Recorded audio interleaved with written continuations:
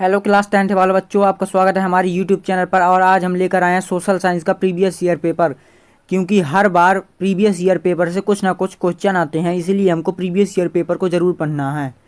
सो हम सॉल्व करते हैं आज के प्रीवियस ईयर पेपर।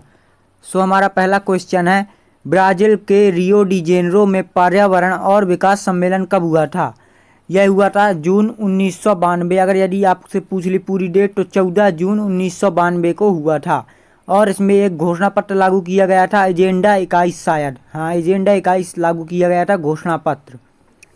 इसके बाद दूसरा क्वेश्चन है हमारा, छोटा नागपुर क्षेत्र की मुंडा और संथाल जनजातियां किन पेड़ों की पूजा करती हैं? सो इसका राइट आंसर हो जाएगा महुआ और कदम्ब के पेड़ों की। छोटा नागपुर क्षेत्र के मुंडा और संथाल जनजातियां महुआ और कदम्ब के पेड़ों की पूजा करती हैं। इसके बाद हमारा तीसरा क्वेश्चन है, भारत की एक बड़ी जल संसाधन परियोजना जिसमें महाराष्ट्र, मध्य प्रदेश, गुजरात तथा राजस्थान सम्मिलित है, वह है? सो इसका राइट आंसर हो जाएगा सरदार सरोवर बांध। सरदार सरोवर बांध में महाराष्ट्र, मध्य प्रदेश और गुजरात तथा राजस्थान सम्मिलित है। गुजरात तथा राजस्थान सम्मिलित है। और यह कहाँ है सरदार सरोवर योजना? यह है सरदार सरोवर योजना गुजरात में है। कहाँ पे है? गुजरात में है, याद रखना, इम्पोर्टेंट है ये क्वेश्चन। इसके बाद क्वेश्चन है हमारा, भारत की मुख्य खदान फसल है। सो भारत की मुख्य खदान फसल कौन सी है? धान। भारत की मुख्य खाने वाली, खदान का मतलब क्या होता है? खाने वाली। यदि वह पूछ लेता भारत की मुख्य पेय फसल कौन सी है, सो हम क्या कर लिखते हैं? पेय फसल में चाय को लिखते हैं, क्योंकि भारत की मुख्य पेय फसल कौन सी है? चाय। इसके बाद अगला क्वेश्चन है हमारा, महात्मा गांधी की प्रसिद्ध पुस्तक का नाम क्या है? हिंद स्वराज। महात्मा गांधी ने हिंद स्वराज पुस्तक लिखी है और 1919 में। और इसमें किसके बारे में बताया गया था? सत्याग्रह के बारे में बताया गया था। HDI का अर्थ है मानव विकास सूचकांक। सो इसका राइट आंसर हो जाएगा बा, मानव विकास सूचकांक। अगला क्वेश्चन हमारा, रिक्त स्थानों की पूर्ति कीजिए।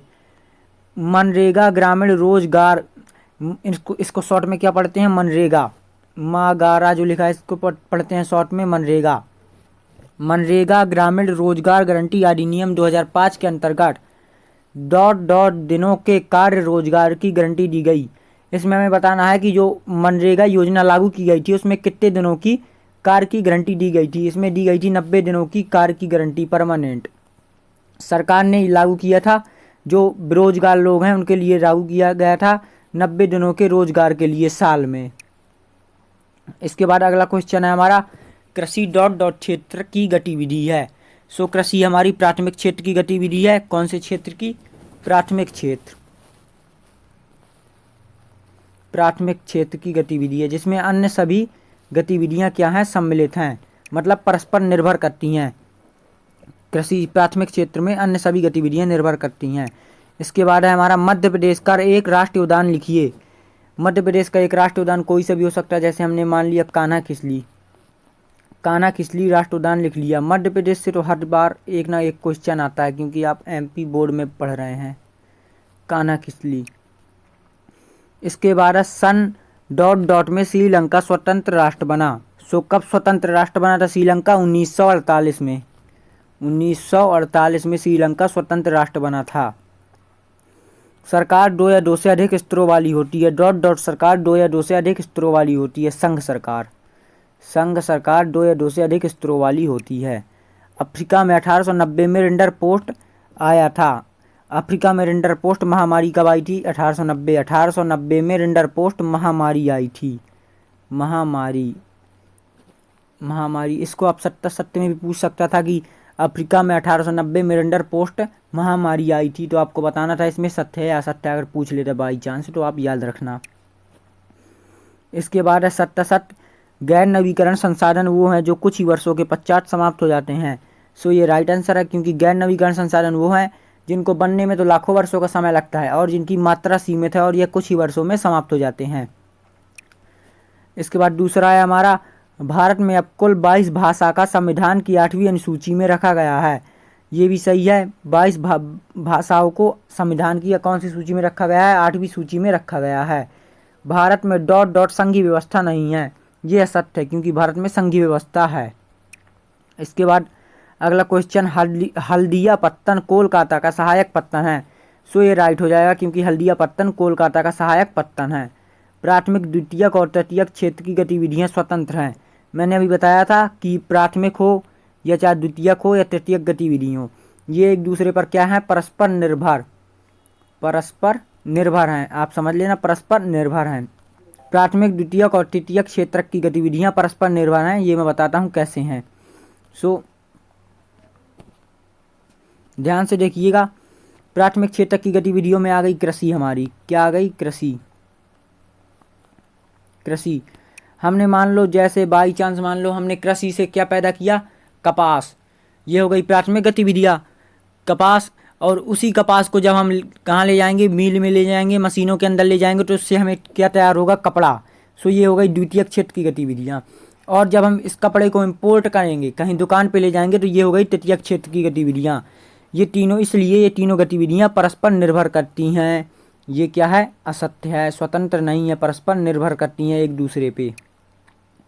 इसके बाद है अगला क्वेश्चन, मुद्रा के आधुनिक रूप में करेंसी, कागज और नोट और सिक्के शामिल हैं। ये तो आप भी बता सकते हैं, मुद्रा के आधुनिक रूप में करेंसी के नोट, कागज के नोट और सिक्के शामिल हैं, तो ये सही हो जाएगा।